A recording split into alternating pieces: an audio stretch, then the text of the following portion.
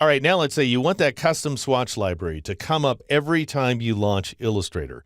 In other words, you want it to be persistent. And we'll also be taking a look at spot colors, by the way, such as Pantone colors, which are custom inks that are mixed by your commercial printer according to very specific recipes. And the great thing is they provide you with a lot more colorful options than separating everything to CMYK. The downside is that you have to pay for the privilege of an additional ink. And so let's see what that looks like. I'm going to start off here inside the swatches panel by clicking on a library icon, choosing user defined, and choosing Seafarer swatches. And as you can see here, that ends up bringing up my earth tone swatch as well. I don't want that, so I'll just go ahead and drag it out by its tab, and I'll close that panel. And now, with the Seafarer swatches panel open, I'll click on its flyout menu icon, and I will choose persistent. And that will go ahead and put a check mark in front of that command, which tells Illustrator to open this panel every time you start the program. All right, I'm going to go ahead and try to make this panel as narrow as possible, which it pretty much is, and I'll just put it up there for the sake of aesthetics. Now let's say you work with at least one spot color on a regular basis. In that case, click on the library icon again, then choose Color Books. And what you want is either Pantone Solid Coated if you work with coated stock, or Pantone Solid Uncoated if you work with uncoated stock.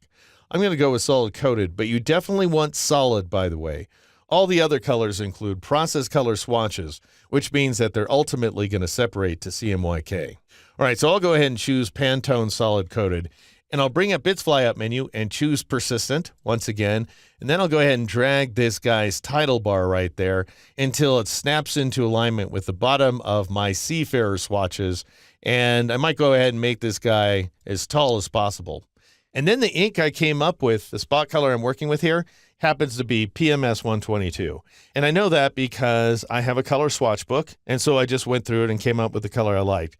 Or in this case, this actually happens to be the old lynda.com yellow. And that would be something my client specifically requests. And now it's pretty impossible to tell which of these colors is going to be the proper yellow, which is why you have the search field, and all I need to do is enter 122, and it automatically breaks down to the two colors with 122 in their titles. The first one is 1,225, and the second one is 122. All I have to do to add it to my document is click on it, and it appears right there, as you can see inside the swatches panel, after which point I'll click that X in the top right corner of the floating Pantone panel in order to get rid of that search so I can once again see all of my inks. All right, now if you look closely here, you can see that these guys look slightly different. And what I'm going to do is double click on the first one to bring up the swatch options dialog box. Notice everything's dimmed at the top here, and that's because the color type is set to spot color, and we're lifting the color from a book color. And such colors, by the way, are locked, which is a good thing because you don't really want to mess with them since they are very specifically defined using lab values. And notice in this case, we've got 84, 21, 73. I just want you to notice that because I'm going to cancel out here. And then I'll double click on this new guy and I can see a different recipe, slightly different, 86, 7, 73. And that's because this is Pantone 122C, which is coated stock. So the other one said Pantone 122U, which means uncoated. And anytime you're working with different kinds of paper, you're going to get slightly different results. And so I'm just going to cancel out of here. And I'm going to click on this yellow rectangle to make it active. And then I'll change its fill, which is active here in the swatches panel, from Pantone 122U to Pantone 122C.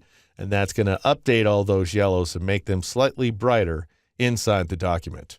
All right, and just to test that everything's working the way that I'm saying, I'm going to go ahead and save my changes by choosing the Save As command. And I'll go ahead and call this guy Coated Stock, let's say. Put a period there before the file extension and click the Save button. And I'm going to save this guy, just because there's nothing special going on, as a CS6 document, just to make it more widely compatible, and I'll click OK. All right, now I'll go to the File menu and choose the Exit command. That's going to be the Quit command on the Mac, which is a keyboard shortcut of Control-Q here on the PC or Command-Q on the Mac. You might as well go ahead and clear the clipboard. And now I find myself back in Adobe Bridge, and I'm sorting my documents by date modified, by the way, with the newest ones on top, in other words, descending order. And so I'll just go ahead and double-click on the codedstock.ai file in order to launch the newest version of Illustrator CC, and you can see that my floating panels are indeed persistent.